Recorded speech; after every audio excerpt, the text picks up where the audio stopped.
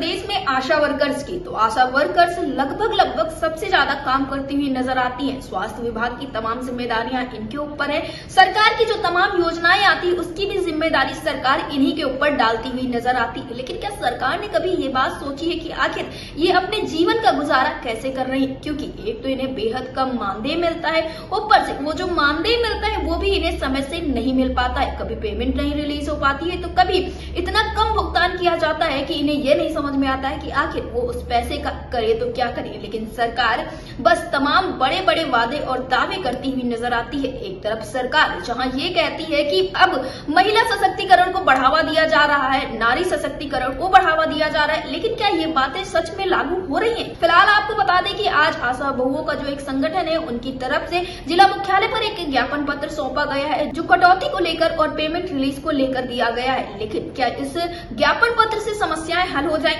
सबसे बड़ा सवाल है, क्योंकि पिछले कई वर्षों से लगातार इन आशा बहुओं की तरफ से ज्ञापन पत्र सौंपे जाते हैं और सरकार अपना ये रटा रटाया एक जवाब देती है कि बहुत जल्दी समस्याओं का हल हो जाएगा। अधिकारी जो होते हैं वो कहते हुए नजर आते हैं कि बहुत जल्दी हम संज्ञान लेंगे, लेकिन क्या संज्ञान लिया जाता है? क्या समस्याओं का हल किया जाता है? ये सबसे बड़ा सवाल बना हुआ है। और ये स्थिति उत्तर प्रदेश में सिर्फ आशा वर्कर्स के साथ नहीं है, तमाम ऐसे वर्कर्स हैं, तमाम ऐसे संविदा आउटसोर्सिंग के कर्मचारी हैं जिनके साथ ये स्थितियां बनी हुई हैं और सरकार बस चिकनी छुपड़ी बातें करती हुई नजर आती है, ना कि समस्याओं का हल करती हुई नजर आती।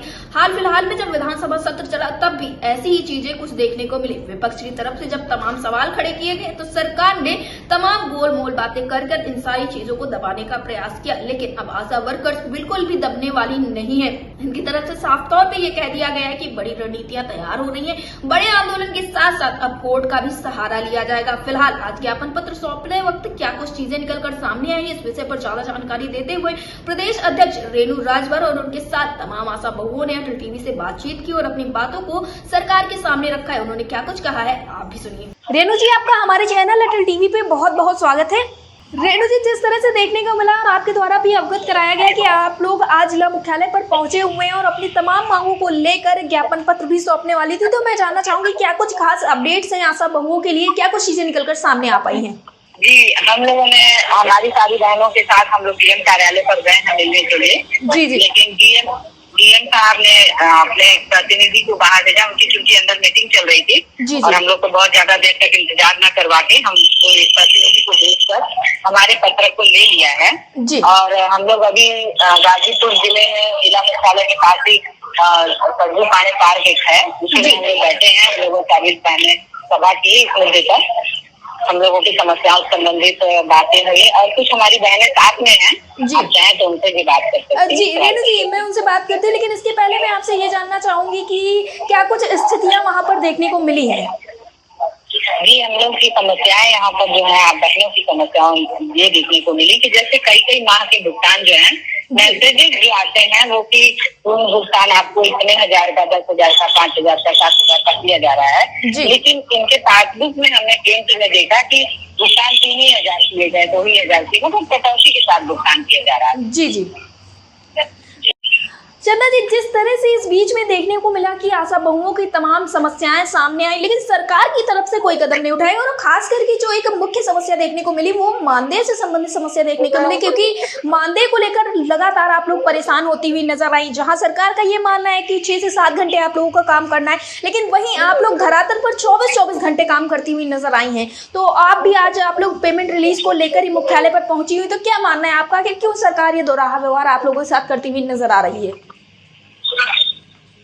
जी, हम लोग को यही मांग है कि हम लोग का वेतन मांग सरकार ने पूरा कर दे जी, और हम लोग के भुगतान में जो कटौती हो रही है उसको कटौती में करें जी। फिर इसके बाद समय से भुगतान हो जाए जी, और हम लोग को समय से बढ़ोतरी की जैसे पैसे आ रहे हैं वैसे दे दिए जाए जी, यही हम लोग की मांगे हैं जी। चंदा जी, इस बीच में एक मांग जो अक्सर देखने को मिली है वो ये कहा गया कि राज्य कर्मचारी का दर्जा जरूर दिया जाए आप लोगों को। जी, जी, तो जैसा कि आज आप लोग ज्ञापन पत्र सौंपने हैं, इसके पहले भी तमाम बार आप लोगों ने ज्ञापन पत्र सौंपा, लेकिन स्थितियों में कोई बदलाव देखने को नहीं मिला, क्योंकि स्थितियां बद से बदतर होती हुई चली गई। जैसा कि रेणु राजभर जी के द्वारा अवगत कराया गया कि आप लोग प्रदर्शन करने के लिए भी तैयारी कर रही है, कोर्ट के जरिए भी सरकार तक पहुंचने की बात सोच रही है, तो इस पर आपकी क्या राय है? जी जी, बिल्कुल सही है। अंजू जी, जिस तरह से आप लोग लगातार अपनी मांगों को सरकार के सामने उठाती हैं, और एक वक्त था मुख्यमंत्री योगी आदित्यनाथ हैं जो उन्होंने अभी हाल फिलहाल में जब सदन चला तो सदन के दौरान भी उन्होंने तमाम बातें कही आशा बहुओं के लिए, लेकिन धरातल की स्थिति अगर देखें तो धरातल की स्थिति बिल्कुल भी ठीक हमें नजर नहीं आती। लगातार मानदेय को लेकर समस्याएं बनी रहती हैं, समय से मानदेय नहीं आता, एक तो बेहद कम मानदेय मिलता है, दूसरा समय से मानदेय नहीं मिल पाता है आप लोगों को, और उस पर भी अधिकारियों की हिला हवाली देखने को मिलती है। हाल फिलहाल में एक खबर निकलकर सामने है जिसमें एक आशा बहू के साथ दुष्कर्म किया गया और उसको लेकर शासन प्रशासन की तरफ से कोई भी कार्यवाही नहीं की गई, जबकि आप लोगों का काम इतना ज्यादा है फिर भी सरकार सुविधाएं देने से कतरा रही है। तो इस पर आप सरकार से क्या कुछ अपील करना चाहेंगे?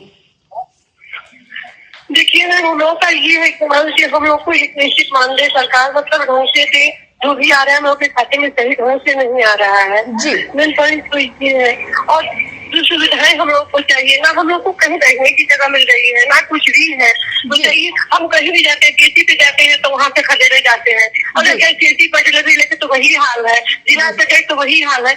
हम लोग को तो कोई सुविधा ही नहीं है, क्या कहे हम लोग को कोई शब्द ही नहीं हम लोग के पास है कि कौन सा शब्द हम कहें। जी, यानी कि अंजू जी, जो सरकार की तरफ से इस सरकार की अगर हम बात करें, एक बात कही गई कि नारी का सशक्तिकरण, महिला सशक्तिकरण, नारियों को बढ़ावा देना, ये बातें महज अखबारों तक ही सीमित रह गई या नेताओं की बातों में सीमित रह गई, धरातल पर ये चीजें लागू होती हुई नजर नहीं आई। क्या आप इस बात से सहमत हैं?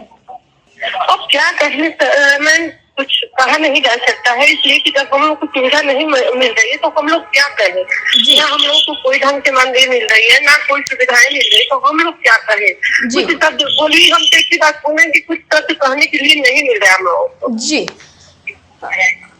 बस कार्य के लिए हम लोगों को बस इस तरह से प्रेरित किया जाता है कि ये काम करिए, वो काम करिए, आगे उसके सिवाय कुछ नहीं कहा जाता है। जी, आप सभी का अटल टीवी से जुड़ने के लिए बहुत बहुत धन्यवाद।